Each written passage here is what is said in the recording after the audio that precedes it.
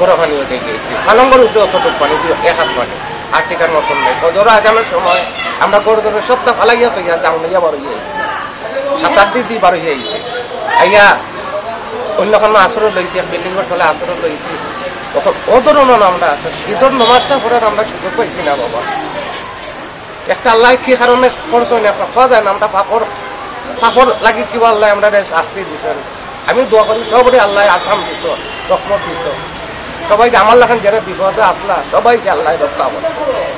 বড় দুঃখ দিত মাঝে মাঝে আগামী একটা ঈদ গেছে আগামী ঈদ পাইব কি না পাইব ঈদের নমাতাম বর্তাম পারতে না বাবা বড় একটা আক্ষেপ আল্লাহ আমরা পাপড় শাস্তি ওভাবেই দিচ্ছে আল্লাহকে আমরা অপরাধ করছি তবু আমরা অসহায় তবুও অনেকে ঈদের নমাজও তো করতে পারছে না ঈদের নমাজ পড়বো কীভাবে পানি হইতো নাক সমান পানি বাচ্চা কাচ্চা দেওয়া মাল জামানা আমি টেনশন মাল জামানা যেমন তেমন বাচ্চা কাচ্চা চলে যাইতে ও তো আমরা একে আসবো কেন যান বাঁচানি কাল খিচুড়ি দিছে আজও মনে খিচুড়ি দিছে ওলা মানি দিতেছে তা গরিব মানুষ আমরা মাল জামানা সবই নষ্ট কমপ্লেট যাওয়াই আসলো সব কিছুই তো নষ্ট মানে আমরা তো বর্তমানে মনে করি কোনো রকম বাচ্চা কাচ্চা জীবন যেমন কাটাইতেছি কোনো রকম যান বাঁচাই আইছি আমরা তো যা আছে টুকটাক সবই তো নষ্ট প্রতিটা ফ্যামিলি দিই অনেকে মনে করো আমি রুজি করতে আমি খাইলাম অনেকে তো রুজি করার মতো ক্ষমতাও নেই সে কীভাবে খাইতো সরকারের অতটুকু মনে করবো আমরা কি খোঁজখবর লাগতো পানি কমিয়ে আনলে তো আমরা দিতাম এখনও বর্তমান মনে করবো বুক সমান হবো না এটা দিতে রাখতে যদি কোনো পানি ফল থাকি আমরা স্কুলে রাস্তা বন্যা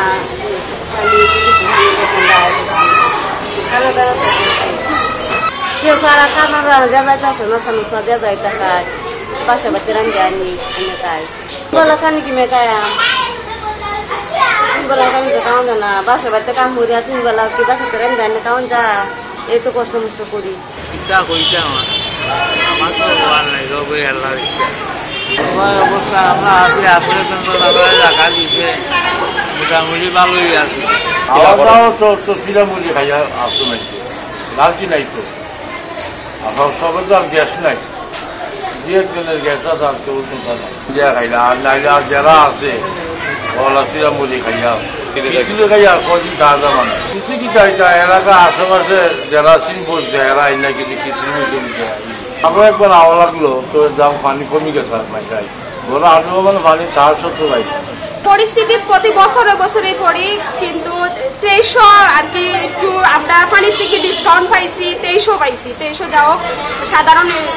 বৃষ্টি হয়েছে পানি উঠছে না আর 22-এর বন্যা তো এটা তো আপনারা জানেন এইগুলো তো ওভার আর 22-এর বন্যা লাগান ঠিক একই পরিস্থিতি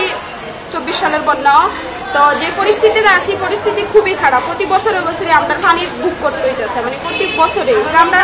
মানে বছরটা ঘুরলে আমার মনে আতঙ্ক থাকে যে পানির একটা ভয় থাকে ওই একটা জিনিস নিয়ে সবসময় একটা মেঘ বৃষ্টি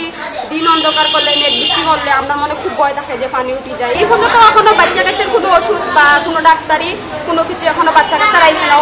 বাচ্চা কাচ্চা তো অসুস্থ হয়তো আমার বাচ্চা বালা আছে অন্যজনের বাচ্চা অসুস্থ আছে